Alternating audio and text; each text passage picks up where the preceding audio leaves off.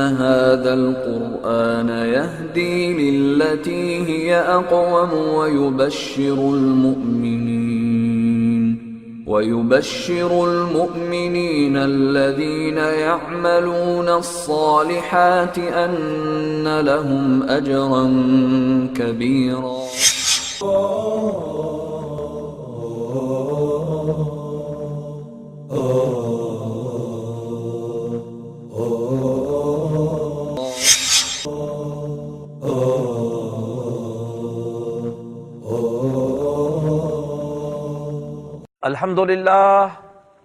الحمد لله نحمده ونستعينه ونستغفره ونؤمن به ونتوكل عليه ونعوذ بالله من شرور أنفسنا ومن سيئات أعمالنا من يهده الله فلا مضل له ومن يضلله فلا هادي له ونشهد أن لا إله إلا الله وحده لا شريك له ونشهد أن سيدنا ومولانا محمدا عبده ورسوله. أما بعد فأعوذ بالله من الشيطان الرجيم. بسم الله الرحمن الرحيم. شهد الله أنه لا إله إلا هو والملائكة وأولو العلم قائما بالقسط. صدق الله العظيم. رب اشرح لي صدري ويسر لي امري واحلل عقدة من لساني يفقهوا قولي. آمین یا رب العالمین. محترم ناظرین، السلام علیکم ورحمۃ اللہ وبرکاتہ. قرآن مجید کے نوع انسانی پر احسانات اس سلسلے میں گفتگو ہم کر رہے ہیں. قرآن مجید نے پوری نوع انسانی پر کئی احسانات کیے، جس کا تقاضا یہ ہے کہ کوئی انسان خواہ مسلمان ہو یا نہ ہو اسے اس محسن کتاب کا مطالعہ ضرور کرنا چاہیے، اس کی تعلیمات کو کھلے دل سے پڑھنا ضرور چاہیے. قرآن مجید کے نوع انسانی پر جو احسانات ہیں ان میں سے ایک بہت بڑا احسان ظلم اور استحصال کا خاتمہ ہے. ظلم اور استحصال کے حوالے سے نوٹ کیجئے کہ قرآن مجید خصوصی اہمیت دیتا ہے قیام عدل کو، ایک ایسے نظام کو کہ جس میں عدل ہو، جس میں ہر ایک کا مال، ہر ایک کی جان اور ہر ایک کی آبرو کو تحفظ حاصل ہو. قرآن مجید بتاتا ہے کہ ہم سب کا خالق اللہ تبارک و تعالی، اس کی خاص شان ہے قیام عدل. سورہ آل عمران آیت 18 میں ارشاد ہوتا ہے، شہد اللہ انہ لا الہ الا ہو. اللہ تعالیٰ خود اس بات پر گواہی دیتا ہے کہ اس کے سوا کوئی معبود نہیں. والملائکۃ واولو العلم، اور تمام فرشتے بھی اس پر گواہی دیتے ہیں، اور جتنے بھی صاحبان علم ہیں وہ بھی اس پر گواہ ہیں. اور اللہ کی خاص شان کیا ہے؟ قائما بالقسط، کہ وہ اللہ تبارک و تعالی عدل کو قائم کرنے والا ہے. اللہ تبارک و تعالیٰ کے 3 نام عدل کو ظاہر کرتے ہیں، المقسط، العادل اور العدل. اس کے ناموں میں سے 3 نام ایسے ہیں جن کا تعلق عدل سے ہے. پھر قرآن مجید یہ بتاتا ہے کہ اللہ تعالیٰ نے دنیا میں اپنے رسول اس لیے بھیجے تاکہ دنیا سے ظلم کا، استحصال کا خاتمہ ہو اور دنیا میں عدل قائم ہو.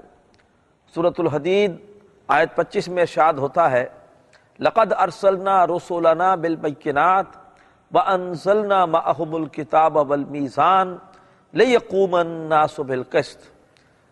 یقیناً ہم نے بھیجا اپنے رسولوں کو واضح تعلیمات اور معجزات کے ساتھ، اور ہم نے ان کے ساتھ کتاب اتاری اور میزان عطا کی، عادلانہ شریعت، ایسی شریعت دی کہ جس پر اگر عمل کیا جائے تو ہر ایک کا مال، ہر ایک کی جان، ہر ایک کی آبرو محفوظ ہو جائے.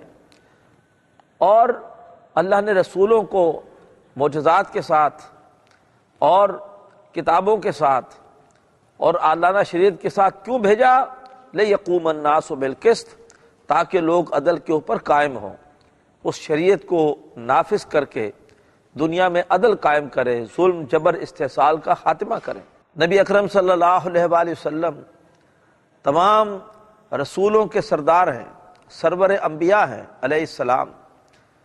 ان کے بارے میں سورہ شورى میں آتا ہے کہ وہ کہتے ہیں وَأُمِرْتُ لِأَعْدِلَ بَيْنَكُمْ، مجھے حکم دیا گیا ہے کہ میں تمہارے درمیان عدل کروں۔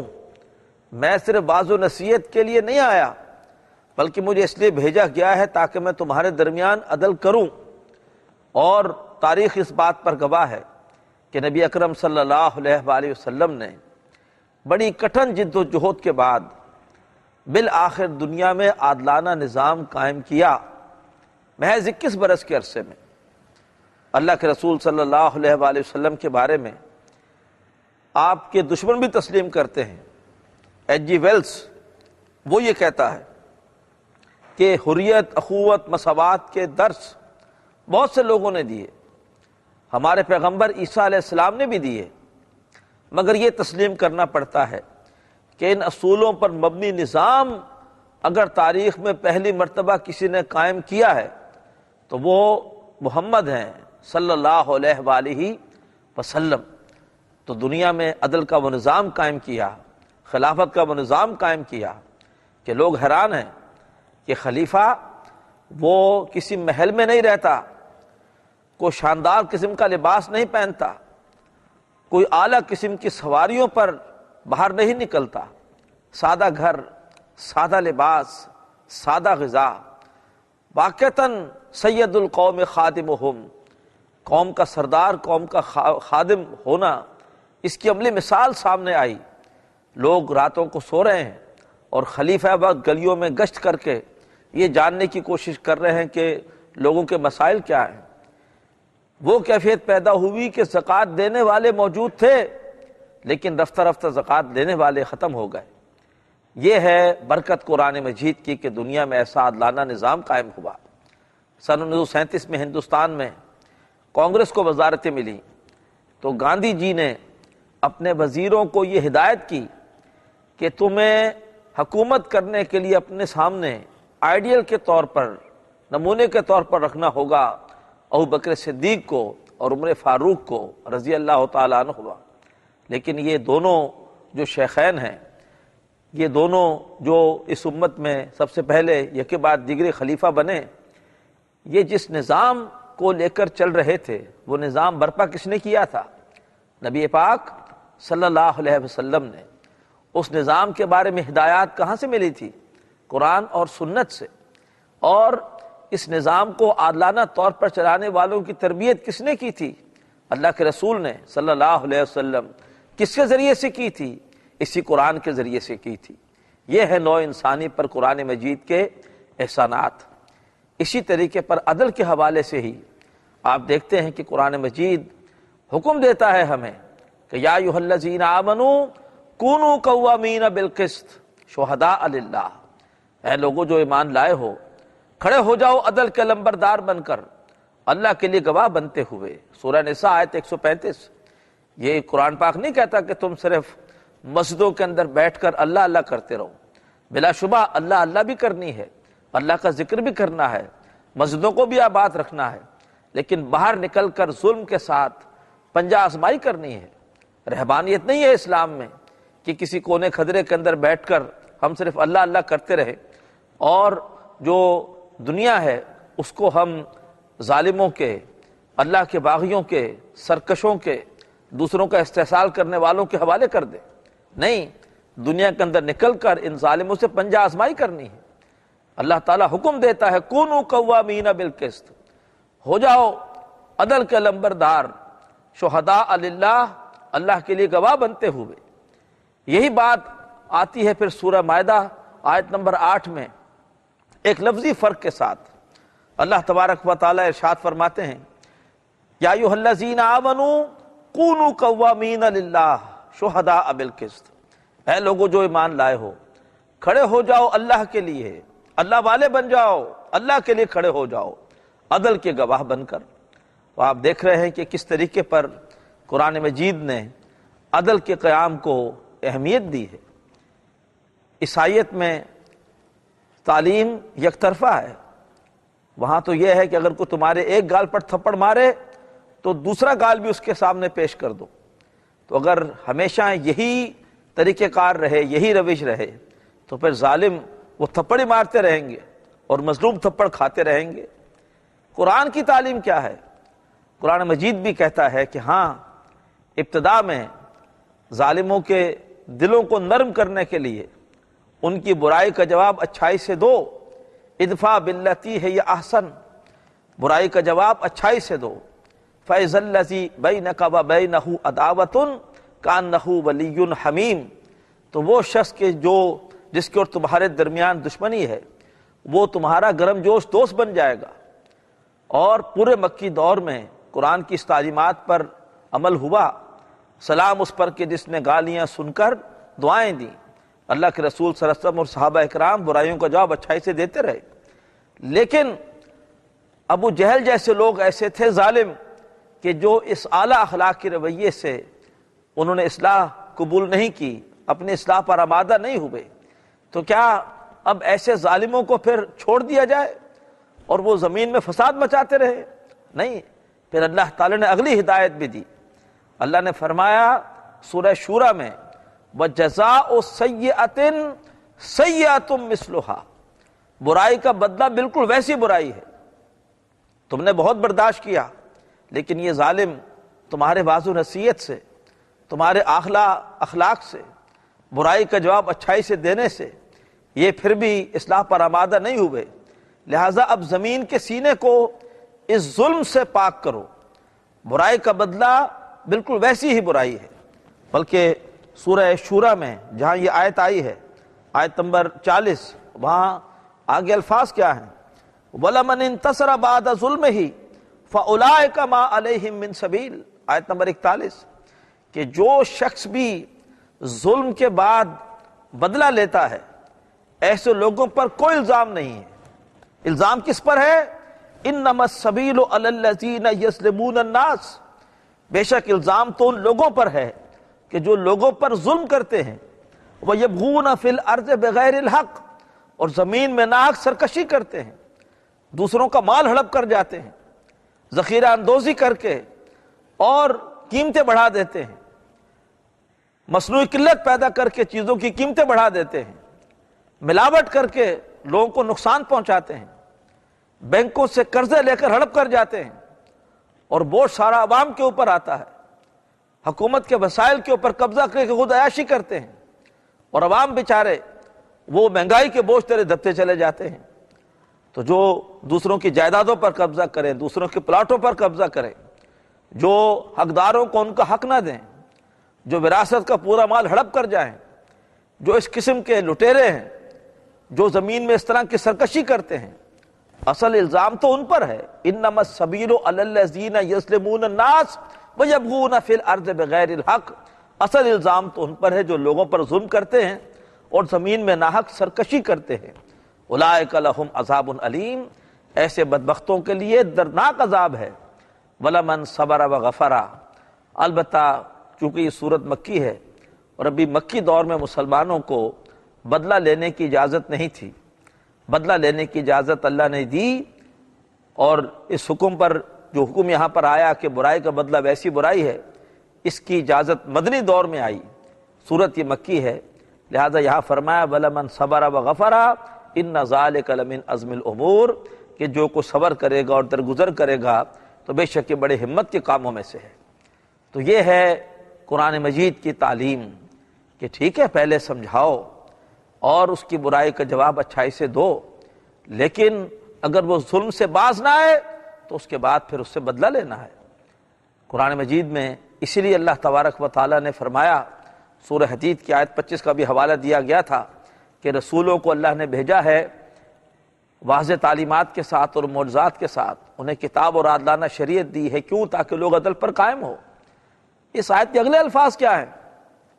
وَأَنزَلْنَا الْحَدِيدَ فِيهِ بَأْسٌ شَدِيدٌ وَمَنَافِعُ لِلنَّاسِ وَلِيَعْلَمَ اللَّهُ الَّذِينَ يَنصُرُونَ اللَّهَ وَرَسُولَهُ بِالْغَيْبِ، اور اللہ نے لوہا بھی اتارا ہے جس میں اللہ تبارک و تعالیٰ نے شدید جنگ رکھی ہے، یعنی ایسی خوبیاں رکھی ہیں لوہے میں کہ ان سے جنگی ہتھیار ہر دور میں بنتے ہیں، چاہے پرانے زمانے میں تلواریں ہوں اور نیزے ہوں اور تیر ہوں، اور چاہے آج توپ ہو اور جہاز ہو اور میزائل ہو، آج بھی لوہے کا استعمال غالب ہوتا ہے ہتھیاروں کے بنانے میں۔ کیوں اللہ نے لوہا اتارا ہے؟ تاکہ اللہ تبارک و تعالیٰ دیکھے من ینصرہ ورسولہ بالغیب، کہ کون غیب میں رہتے ہوئے اللہ اس کے رسولوں کی مدد کرتا ہے۔ بہت سے ایسے ہوں گے ظالم کہ جو تبلیغ سے نہیں مانیں گے، ظلم نہیں چھوڑیں گے، استحصال نہیں چھوڑیں گے، تو پھر ایسے لوگوں کے خلاف لوہے کی طاقت کو ہاتھ میں لے کر اور جنگ کرنی ہوگی تاکہ ظلم کا، زیادتی کا، استحصال کا خاتمہ ہو۔ یہ ہے قرآن مجید کی تعلیم۔ قرآن مجید اس لیے کہتا ہے کہ وَلَكُمْ فِي الْقِصَاصِ حَيَاتٌ يَا أُولِي الْأَلْبَابِ، اے عقل مندو، تمہارے لیے قصاص لینے کے اندر زندگی ہے، لَعَلَّكُمْ تَتَّقُونَ، تاکہ تم دنیا میں ظلم و ستم سے بچ سکو۔ اگر کوئی شخص کسی کے جان سے کھیلتا ہے، ناک کسی کو قتل کر دیتا ہے، تو فرمایا کہ ٹھیک ہے، اسے معاف بھی کیا جا سکتا ہے، لیکن اگر تم نے مجرموں کو معافی کرنا شروع کر دیا تو مجرم اور جری ہو جائیں گے، اور انسانوں کی جانیں وہ لینا ایک مذاق بن جائے گا۔ لہذا اگر تم چاہتے ہو کہ بچ سکو، قتل و غارت گری سے بچ سکو، انسانوں کی جانیں محفوظ ہو سکیں، تو بہتر یہ ہے کہ تم قصاص لو۔ وَلَكُمْ فِي الْقِصَاصِ حَيَاتٌ يَا أُولِي الْأَلْبَابِ۔ یہ اسلامی شریعت میں بعض جرائم کی اتنی سخت سزائیں کیوں رکھی گئی ہیں؟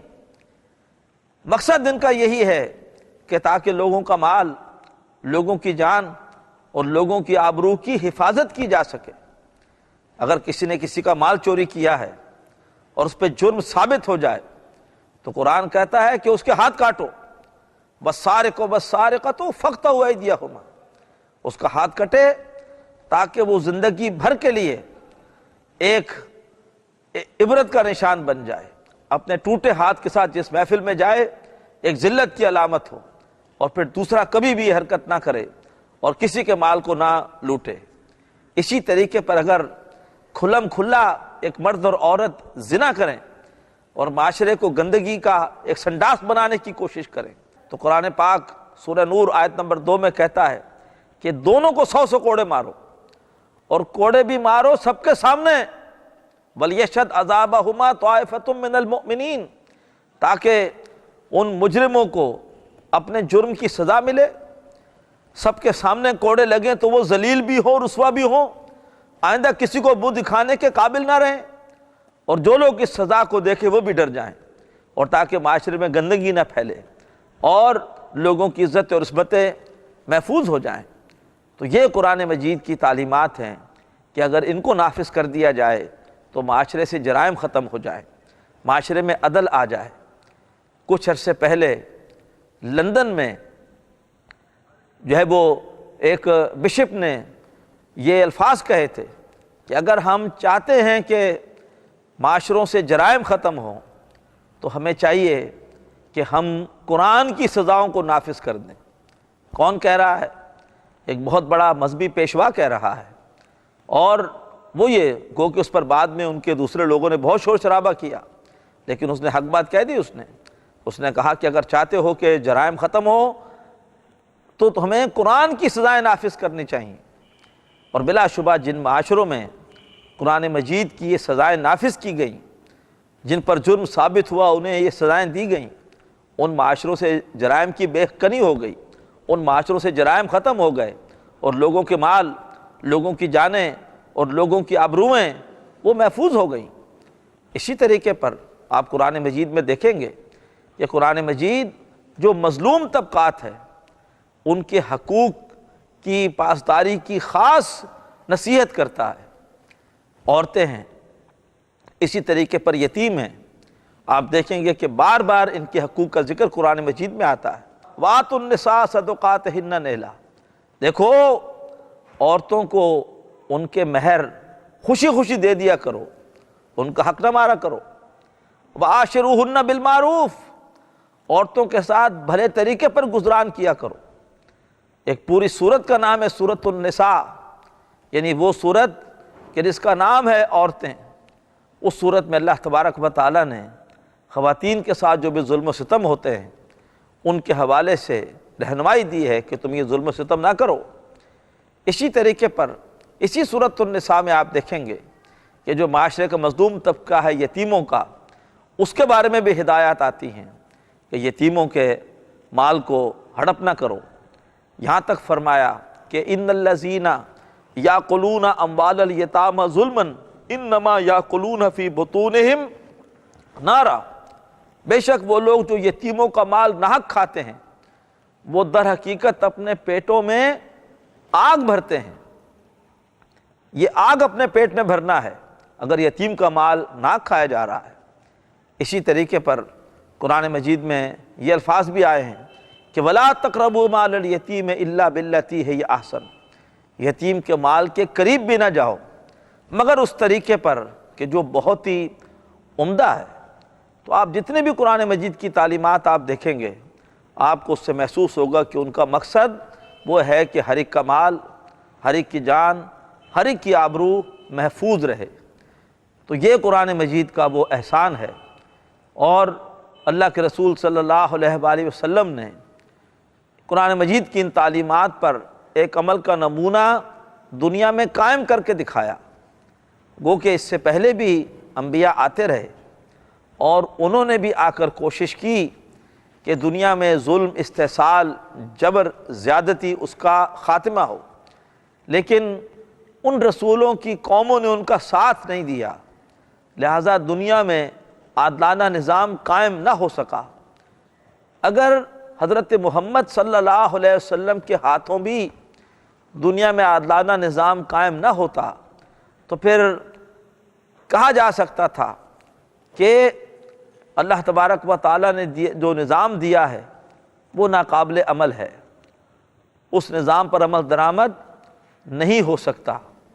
لیکن اللہ کے رسول جو آخری رسول تھے ان کے ذریعے سے عادلانہ نظام دنیا میں قائم ہوا، قرآن مجید کی تعلیمات عملی طور پر نافذ ہوئیں، ثابت ہو گیا کہ جو نظام اللہ نے اپنی کتاب کے ذریعے سے دیا ہے وہ قابل عمل ہے، دنیا میں اس کے اوپر عمل ہو سکتا ہے۔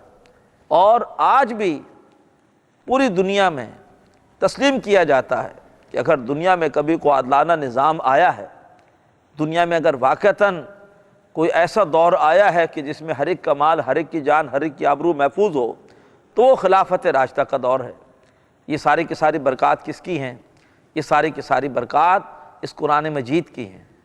محترم ناظرین، آج ہم مسلمان بہت بڑے ظالم ہیں۔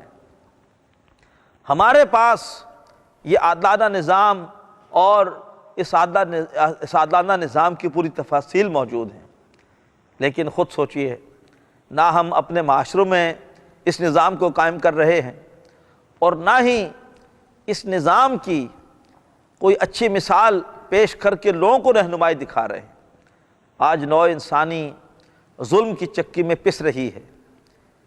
یہودی ساہوکار سود کے ذریعے سے پوری دنیا میں لوگوں کا خون چوس رہے ہیں، لیکن عادلانہ نظام کس کے پاس ہے؟ ہم مسلمانوں کے پاس ہے۔ آپ اگر کبھی نوٹ کریں، جب IMF کے یا G8 کے اجلاس ہوتے ہیں یورپ میں تو بڑے بڑے مظاہرے ہوتے ہیں G8 کے خلاف اور IMF کے خلاف، لوگ سڑکوں پر آ جاتے ہیں اور وہ جانتے ہیں کہ یہ شیطان یہ اس وقت ہمارا استحصال کر کے اور خود ترقی کر رہے ہیں یا اپنی تجوریاں بھر رہے ہیں، لیکن حل کس کے پاس ہے؟ عادلانہ نظام کس کے پاس ہے؟ وہ نظام ہمارے پاس ہے۔ اگر ہم یہ نظام نافذ نہیں کر رہے تو مظلوموں کی آہوں کا اثر کس پر پڑے گا؟ مجرم کون ہے؟ ہم مجرم ہیں۔ جانتا ہوں میں یہ امت حامل قرآن ہی ہے، وہی سرمایہ داری بندہ مومن کا دین، جانتا ہوں میں کہ مشرق کی اندھیری رات میں بے ید بیضا ہے پیران حرم کی آستی۔ یہ ہمارا حال ہے، یہ مرثیہ ہمارا جو اقبال نے کہا ہے۔ لہٰذا اللہ تبارک و تعالی ہمیں توفیق دے کہ ہم قرآن مجید کی تعلیمات ان کو نہ صرف اپنی ذاتی زندگی میں عمل پر لائیں بلکہ ان کو اپنے معاشروں میں قائم کریں تاکہ لوگوں کو قرآن مجید کے رحمت ہونے کا، قرآن مجید کے لوگوں کے لیے ایک برکت ہونے کا عملی ثبوت فراہم ہو سکے۔